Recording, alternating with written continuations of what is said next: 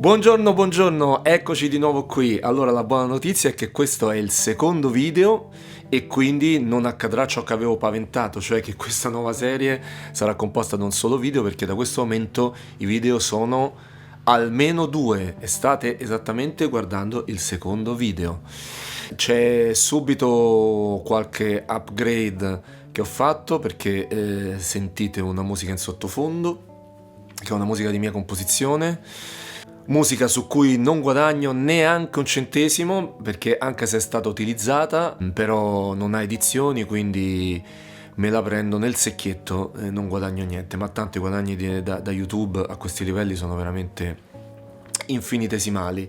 Un altro piccolo upgrade che ho fatto è che oggi ho una seconda camera, per così dire, eccola qua, ma è quella del mio cachettimo cellulare, però diciamo sto un po' sperimentando alcune cose e mi corre l'obbligo, ma anche il piacere di ringraziare subito tutti coloro che hanno risposto e interagito positivamente con il primo video, dandomi un sacco di bei consigli che io ho l'intenzione di tenere molto in considerazione e possibilmente di attuare. Il primo consiglio che mi è stato dato è quello di parlare con un tono più alto e più assertivo, che è quello che sto già cercando di fare in questo momento. Ci sto riuscendo? Ditemelo voi. Il secondo consiglio è quello di cercare di utilizzare meno intercalari possibile.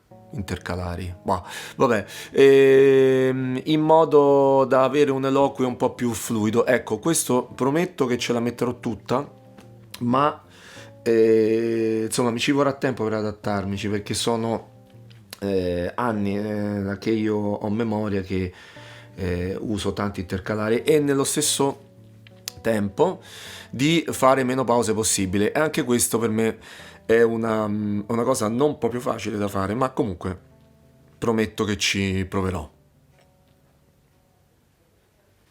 Allora, oggi è una giornata uggiosissima, è un lunedì mattina, ci sono state le elezioni, ma non ne voglio parlare perché non mi va di fare un canale politico, anche se poi le cose di cui ho intenzione di parlare in effetti sono, come dire, portano a dei discorsi che possano essere politici in qualche modo, ma comunque mettiamo da parte tutto quello che è la politica e buttiamo lì qualche idea. Allora, vado un po' pesante, taglio un po' con l'accetta e vado anche un po' su concetti anche un po' banali, d'accordo?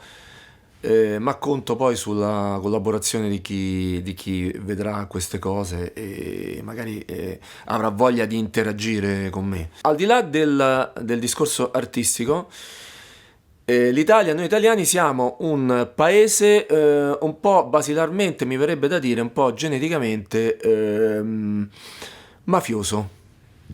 Ecco, ho tirato fuori proprio un luogo comune tra i più beceri, riguardo al quale si potrebbe argomentare tantissimo e arrivare a dimostrare che magari è il contrario, e io sarei felice di essere smentito su questa cosa. Però insomma, se guardo un po' le cose come vanno in genere, direi che questo è un po' vero, nel senso che un po' in tutti gli ambiti, in quello artistico direi che la cosa è particolarmente marcata, ma diciamo che in quasi tutti gli ambiti, appunto, in genere si tende a fare a gara a chi c'ha il c***o più lungo, non solo, ma anche si tende proprio ad avere un atteggiamento del tipo tu devi stare sotto al mio c***o perché qui comando io e tu non conti niente. Ora, scusate l'eloquio un po' così, un po' duro, però non a caso ho riferito la cosa molto al maschile, perché questo atteggiamento è un po' tipicamente maschile. Ce l'hanno pure le donne, questo tipo di atteggiamento, per carità. Però non saprei declinarlo al femminile, mentre al maschile viene forse più naturale, no? Però sicuramente è perché la nostra è una cultura di provenienza patriarcale, E comunque di fatto che cosa succede? Che al di là di tutto, culturalmente a noi italiani piace avere potere e gestire il potere anche quando non è necessario. Ci piace tanto averlo ed esercitarlo a prescindere, proprio per il piacere di esercitarlo questo potere. Lo trovo veramente una cosa brutta, squalida e oserei dire proprio violenta, perché quando tu eserciti il potere, già esercitare il potere, di questo possiamo parlare, ma è un discorso lungo.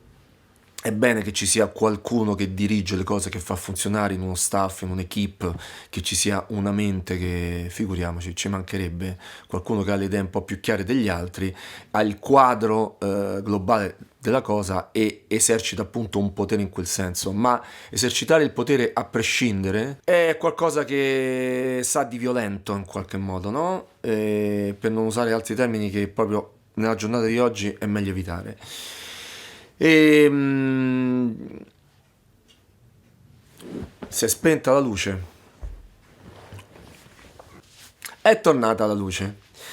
Dicevo, perché poi siamo fondamentalmente un popolo di scalatori, ma nel senso più deteriore del termine, e un popolo d'esorci, mi viene da dire. Questo è un discorso molto lungo che ho intenzione di fare, di approfondire. Sto buttando un po' lì delle basi, degli argomenti su cui poi a chi va potrà interagire con me. Io sono ben felice di cambiare opinione, di cambiare idea quando posso, e quindi se qualcuno vuole interagire con me scrivendo dei commenti, anche non per forza positivi, anche portando delle tesi opposte a quelle che porto io. Qui ho portato ben poche tesi, nel senso che sono stato molto sul generico e sul banale, devo dire, lo so da solo, sono stato proprio sui luoghi comuni. Però ecco, ho tanti difetti, ma sicuramente non ho il difetto di non saper cambiare idea e di non riconoscere quando qualcuno ne sa più di me e ha una visione più chiara della mia, e io sono sempre disposto a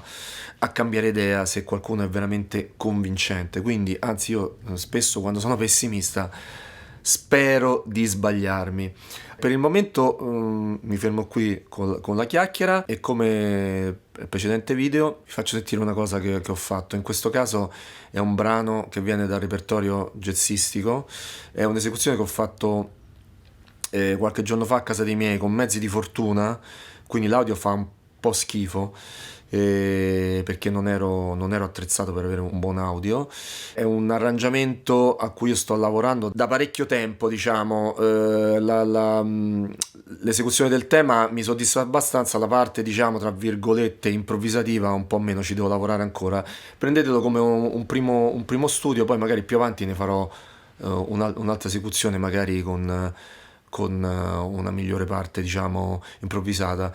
Il brano è un famosissimo brano, cavallo di battaglia di Dizzy Gillespie, e si intitola A Night in Tunisia, che io adoro. Lo conobbi ai tempi di Doc, quando con la sua ultima formazione Dizzy Gillespie andò a Doc, era il 1988, e conobbi quell'arrangiamento che in quel periodo Dizzy Gillespie portava in giro. In quegli anni lui aveva dei musicisti pazzeschi, aveva Arturo Sandoval, Claudio Roditi, il mitico Giovanni Hidalgo, e vabbè, insomma, questo è il mio arrangiamento, dura un paio di minuti e mezzo. Ripeto, il suono fa un po' schifo, è un primo studio, d'accordo? Mi riprometto di eseguirlo meglio, soprattutto nella parte, ripeto, improvvisativa, che non era facile.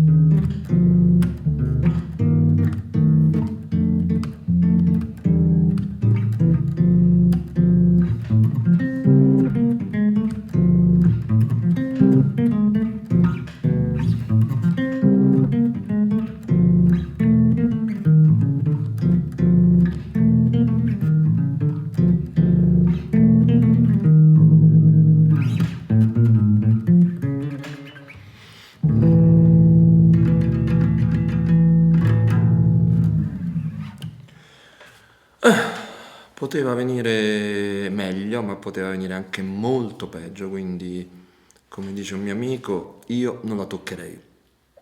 Bene, grazie per avermi ascoltato di nuovo fin qui, anche in questo secondo video. Ce ne sarà sicuramente anche un terzo perché voglio un po' circostanziare meglio quello che ho detto oggi. Sto andando un po' a braccio, quindi necessariamente le cose sono un po' così, un po' generiche e un po' non proprio chiare. Magari anche con l'aiuto di chi insomma mi scriverà commenti, cercherò di essere un po' più circostanziato. E grazie ancora, ci vediamo presto, buona giornata, ciao ciao, ciao.